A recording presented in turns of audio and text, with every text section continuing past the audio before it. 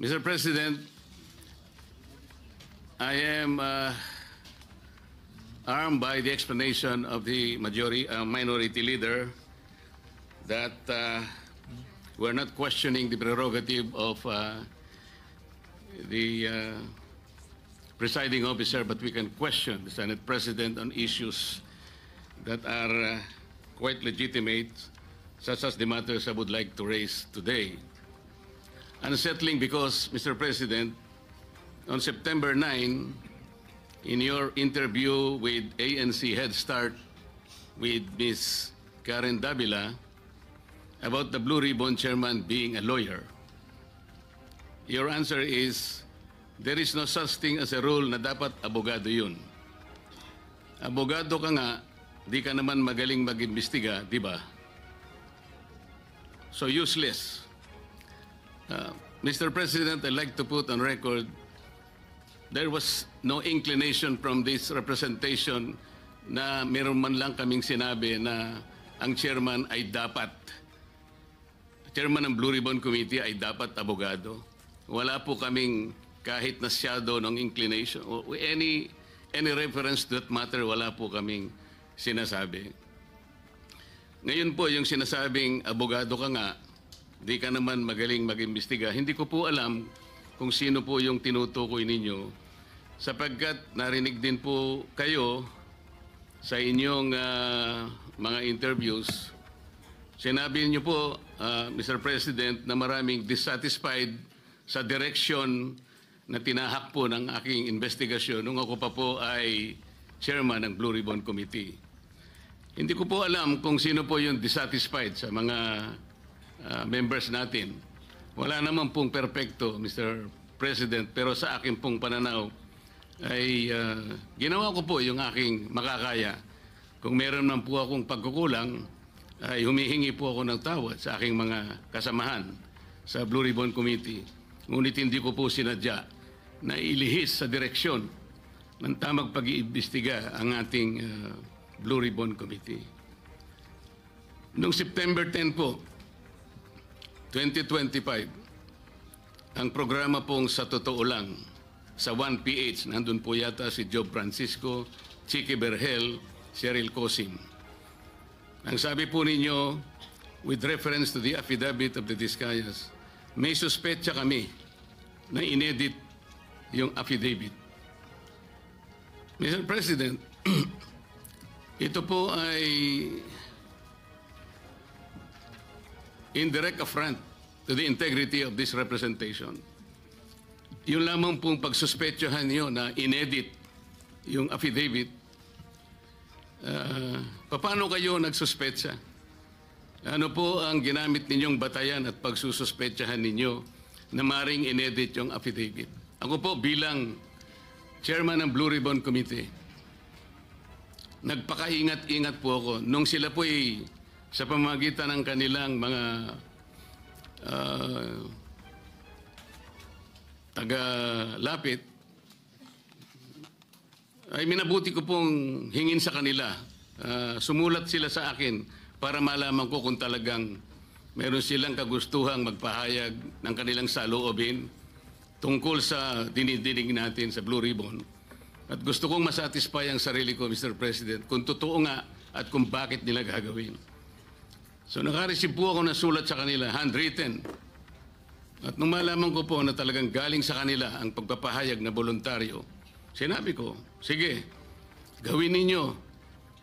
At kinakailangan, bago nyo ibigay sa akin, notaryado na yon. At yun pong affidavit na yon, o subscribe sworn statement, Mr. President, ay naibigay sa akin, araw na po, maggagabi na po ng araw ng linggo, in a sealed envelope. At kung sinasabi po ninyo na ang SOP ay dapat na ibigay sa mga miyembro ng ating Blue Ribbon, wala na pong pagkakataon sapagkat sa umaga po alas 9 ay magsisimula na po ang Blue Ribbon Committee. Noong September 14 po sa Twitter ninyo, meron po kayong binanggit at ito po ang nakasulat. very devious. Wala pang hearing ang Blue Ribbon ni Ping Lacson. Gusto ng ilang magpalitan agad. What are they so afraid of? Bakit minamadali WPP agad ito? Ano bang nangyari? Malalaman natin sa Blue Ribbon kay Senator Lacson, meron siyang investigasyon ginagawa tungkol dyan. Ano po ba yung pinanggalingan ng mga salitang yun, Sir President? Sino po yung natatakot? Sino po yung nagmamadali? Kung ang inyo pong tinutukoy ay yung aking sulat para irekomenda na mag-apply sa Witness Protection Program ang mag-asawang Diskaya, yun po inaayon sa batas, Mr. President. Ito po ay inaayon sa Section 4, Republic Act 6981. Ito po yung Witness Protection Act. Ang sinasabi po doon, in case of legislative investigations in aid of legislation, a witness with his express consent may be admitted into the program upon the recommendation of the Legislative Committee where his testimony is needed when in its judgment there is pressing necessity therefore, provided that such recommendation is approved by the President of the Senate. Ang committee po ay nagpasya, Mr. President, kasi hiniling po nung Diskaya sa kanilang sworn statement na meron tangka sa kanilang buhay, sa kanilang seguridad, ang kanilang pamilya at kanilang mga anak. Kung kami po ay nagmamadali, yun po kasi ang sinasabi ng batas. Para makapag-apply po siya na sa Witness Protection Program, ang chairman po ng committee sa pagsang-ayon ng kanyang mga miyembro, kailangan po kami gumawa ng sulat sa Secretary of Justice. Ayun nga po, ipinrepair namin kaagad. Hindi nga lamang po napirmahan ng pumalit na Senate President sapagkat nagpaliwanag siya, nalaman pala niya na meron palang presscon ang ating Department of Justice Secretary na doon sinabi niya, hindi raw siya magbibigay ng witness protection sapagkat kinakailangan muna ang ibalik ng mga Diskaya anumang pera ang kanilang nakuha sapagkat hindi kanila yon. Sa makatid, ang policy daw ng Department of Justice ay ibalik muna yung pera bago aksyonan ang kanyang aplikasyon sa Witness Protection Program. Mr. President, ako po'y nalulungkot. Maski sa aking press con kanina ay sinabi ko kung bakit ganun ang sinabi ng Secretary of Justice. Wala po sa tuntunin yun eh. Kung babasahin lamang po niya ang Section 3 at Section 10 ng Republic Act 6981, wala pong binabanggit doon na restitution, yung pagsusuli. Nag-uumpisa lang po sa pagsusuri, sa pag-iimbestiga ang komite. Meron na po bang halaga na dapat isuli? Na-determine na po ba yun? Meron na po bang ruling na kung ano yung kung sino at gaano ang isosoli ng kung sino man ang may kasalanan? Meron na po bang ganun? Wala po eh. Prospective lang pong mag-a-apply eh. Nasa sections 3 and 10 ang mga requisites kung ano-ano po yun. Mga 10 requisites po yun. Yung restitution, wala po ron eh. Kaya po ako'y nalulungkot kung bakit po binanggit yun ng Secretary of Justice.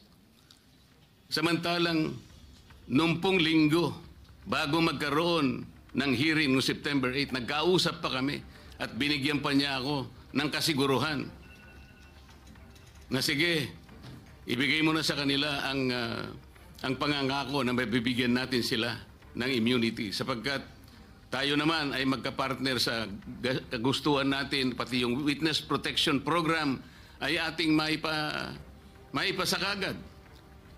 So yung pagbibigay po niya sa akin ng garantiya, kasama na po yung kanyang USEC.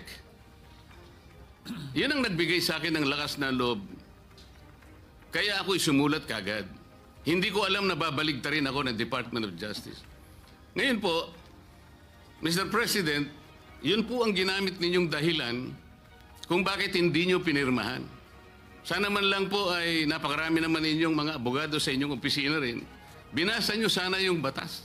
Kung yung restitution po ay isa sa requisite para ang isang tao ay makapag-apply man lang. Yun po kasi yung prinsipyo ng batas eh.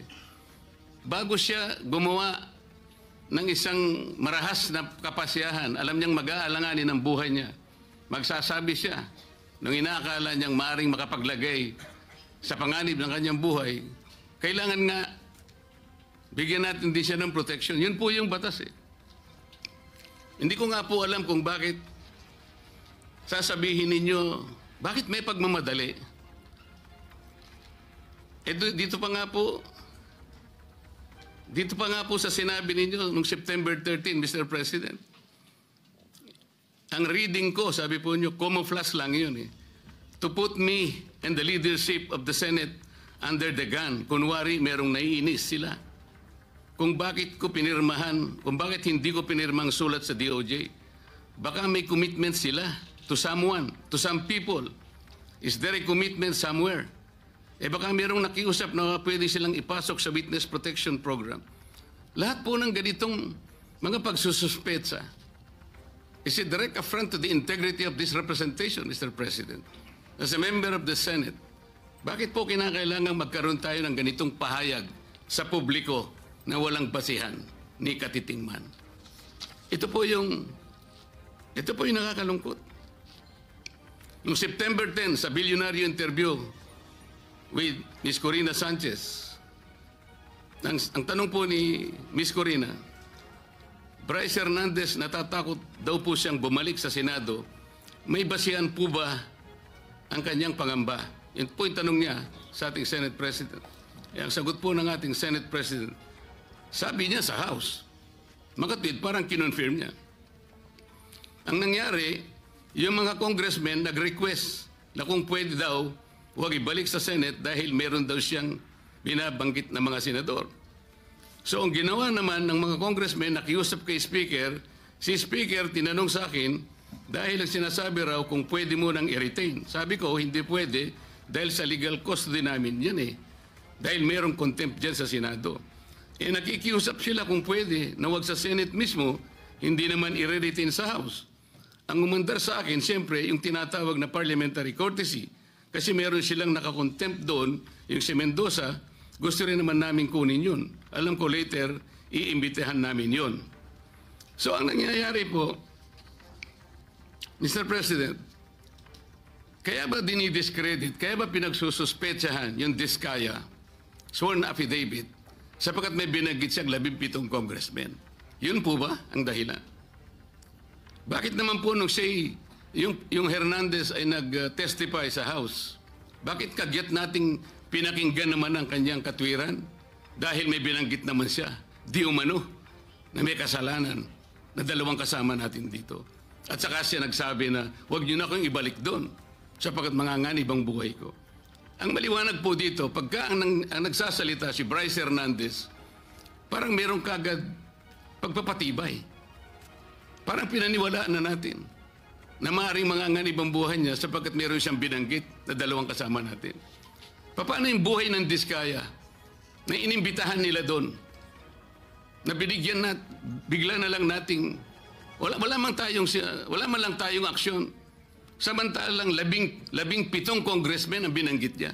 Hindi niyo ba naisip, manganganib din ang buhay niya? Pero walang nagsalita dito sa atin. Yun po yung aking nakikita eh. Huwag po tayong mag-aaway-away. Ang ating pong hinahanap ay katotohanan lang. Pero kung ganito po ang gagawin natin, manggagaling po sa ating Senate President, magpapalipad po kayo ng salita na kami po ay wala namang kinalaman. Lalong-lalo na po ang representasyong ito. Kahit minsan wala po akong sinabihan na mas magaling po ako. Wala po akong sinabing gano'n.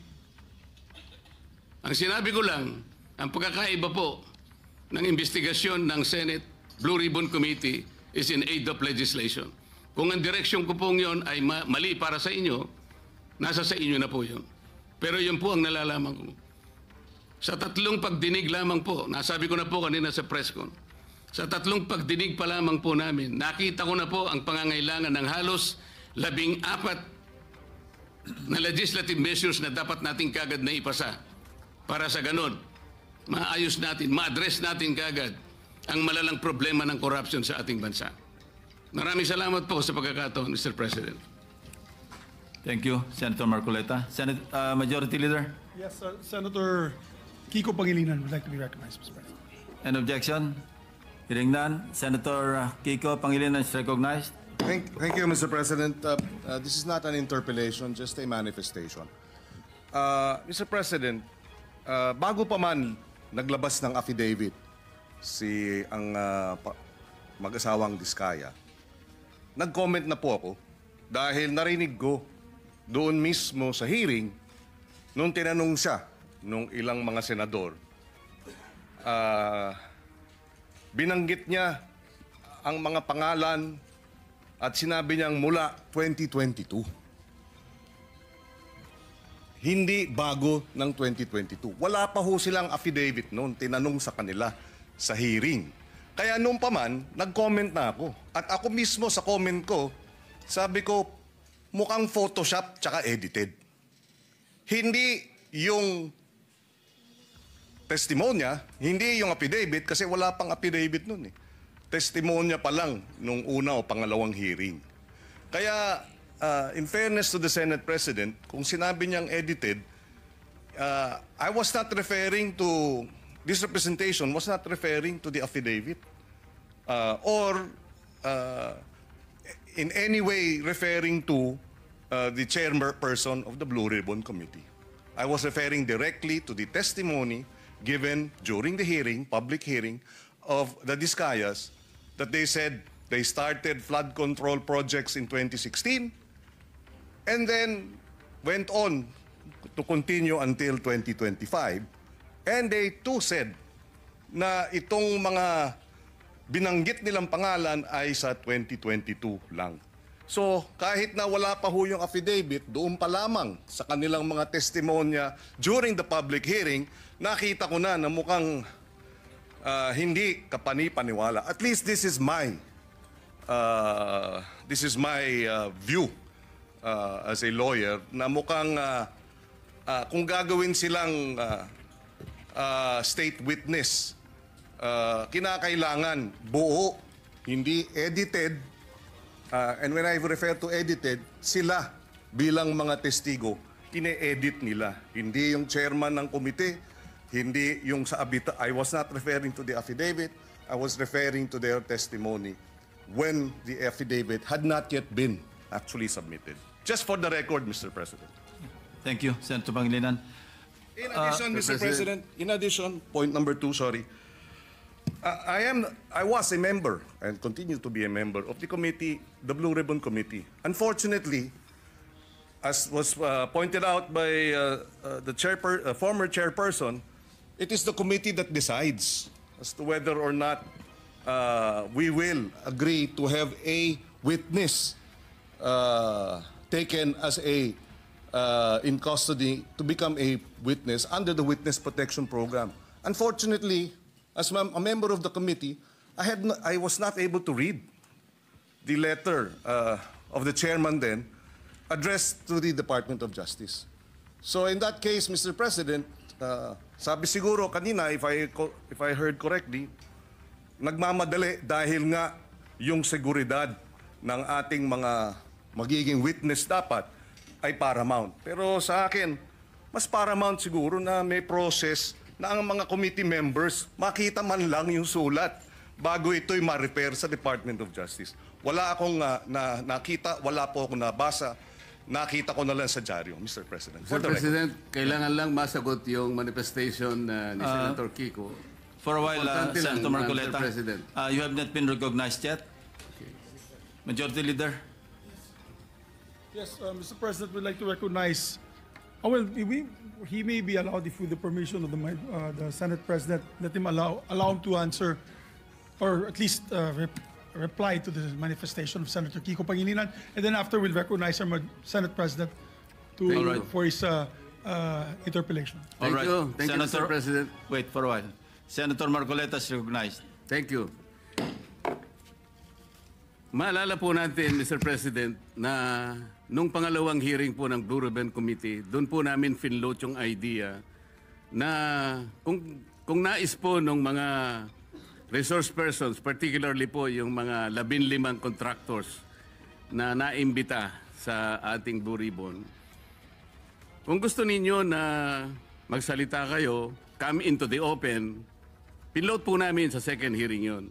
Makakatulong po kayo sa Estado, lalong-lalo na po kung magbabanggit kayo ng mga taong alam ninyo na mas malaki kaysa sa inyo kung bakit nangyari ang matinding korupsyon sa ating bansa.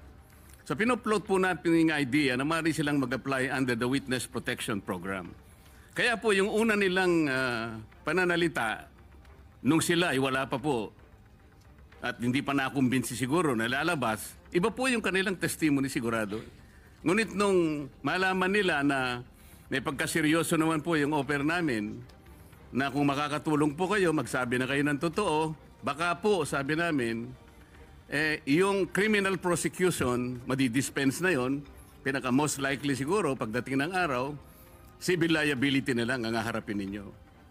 Meron po akong paniwala na pinag-isipan nilang mabuti yon, kaya lumabas yung mag-asawa na yon.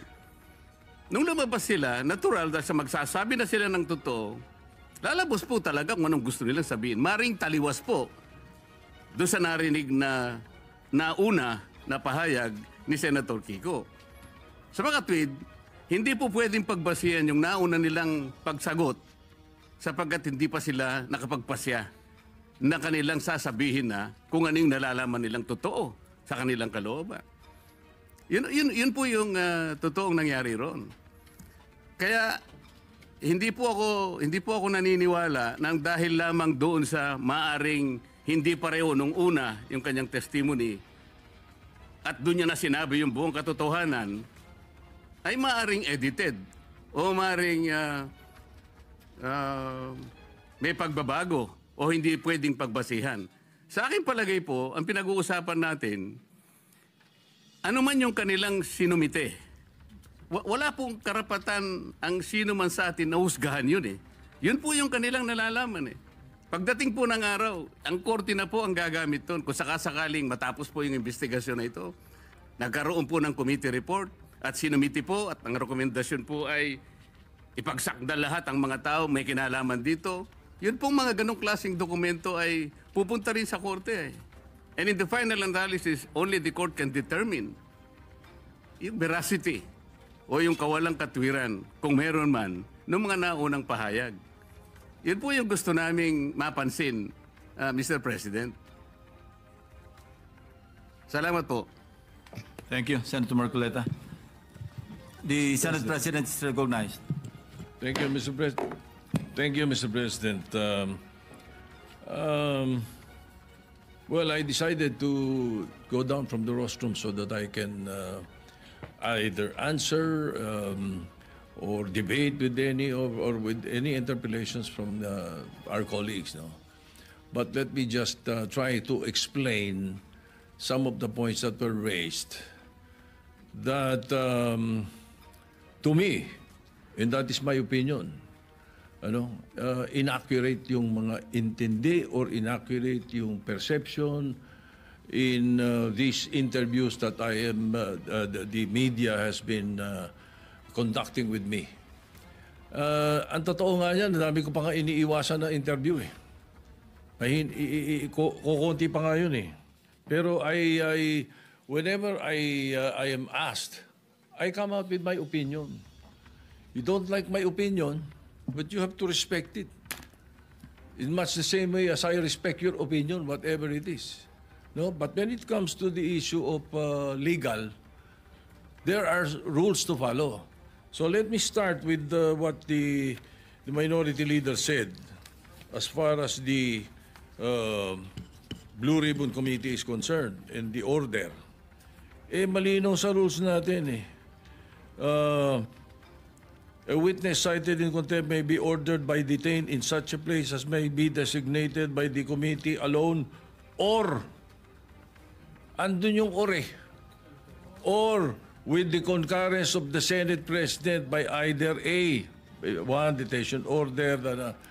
So it's the Senate President has the power to do that. Ngayon, nung binibigay sa akin yung binigay sa akin yung sulat para i-recommend yung witness protection program ng mga Diskayas, ang feeling ko, incomplete eh. Ang usapan at narinig ko ito kay Secretary of Justice, kailangan tell all, hindi tell half. Di ba? Ang mga binabanggit, 2022 to 2025 eh. Sila number one contractor, 2016 to 2022 eh. Ba't wala doon ang kwento? Di ba? So, you cannot blame me if I do not want to immediately do that. No? And then I know for a fact, as I said in the media, I know that there is a possibility that we will change the leadership the following day. All right. Now, let me continue with some of the opinions that were aired. Well, of course, yung nabanggit kanina ni Senator De La Rosa, pasensya na, baka nabigla ako at nagamit ko yung salitang gimmick, ano? Pero it could had been a wrong word that I should not have used, no? Pwede kasing opinion yon sapagkat yung public ang madalas kong marinig na sinagsasabi nun eh. Ano? Now,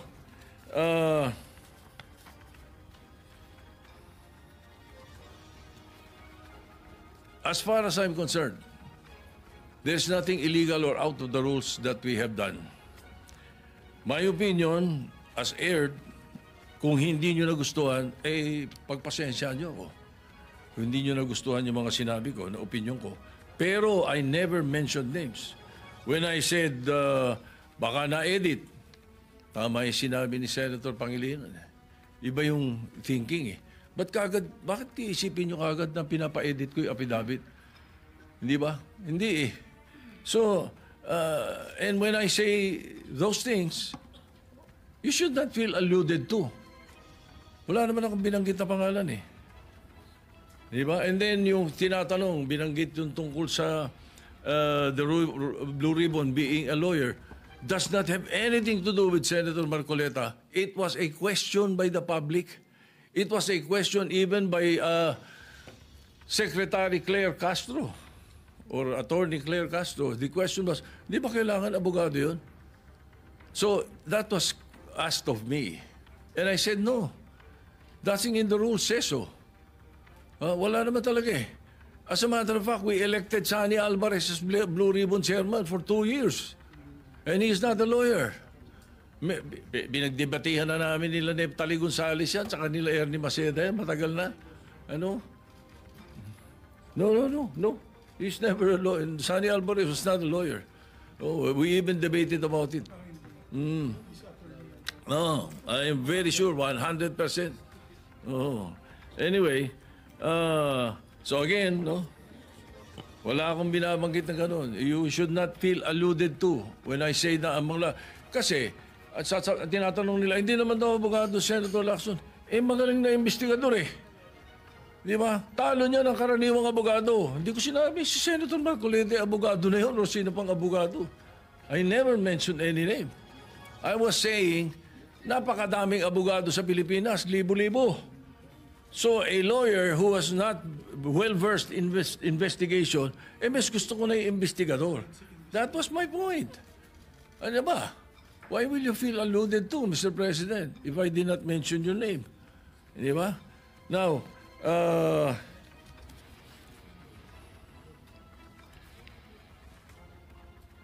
again, as far as the rules are concerned, the Senate President has the power to order his transfer, especially in this case, na I asked the chairman of the Blue Ribbon Committee after they sent a letter, and it was done in court. It was done in the RTC 112 this morning. That was where the letter was transmitted to Attorney Valentina of the Senate Legal, who was representing the Senate in the hearing of the writ of amparo. Yun ang istorya nun. So the request must go back to the Senate. Ay sabi ko maganda, if that is your request, because that is precisely what the members of the minority wanted. Hindi ba? So no question. O ba't may question ngayon? Nalilipat natin, binalik natin sa Senate custody. Ano? And then also, to be fair to the OSAHA, ano? Every day, they monitor wherever that person is. Kahit na nung dinala natin yung si Colonel something sa Muntinlupa. Meron tayong sa Pasay City Jail, si Balad ba yun? You don't need to have an OSAA there the whole day, 24 hours. It's not necessary. The important thing is it's under the custody of a legal custody. Yun ang importante ron. So hindi kailangan nakabantay ang OSAA doon. Now, if you want to change the rules, then you propose some amendment to the rules na gusto niyo OSAA nakabantay kahit saan natin ilagay. Alright? Now, maraming nabanggit kaya isa-isa natin to. Pasensya na kayo. Ang Witness Protection Program, ang pagkakaalam ko, magkakaroon ng immunity from criminal prosecution. So, kung natatakot sila sa kanilang security, bilyon-bilyon ang pera nila Ang dami nilang pwedeng bayaran security guard Kahit 1,000 security guard kaya nila Bakit kailangan ang gobyerno?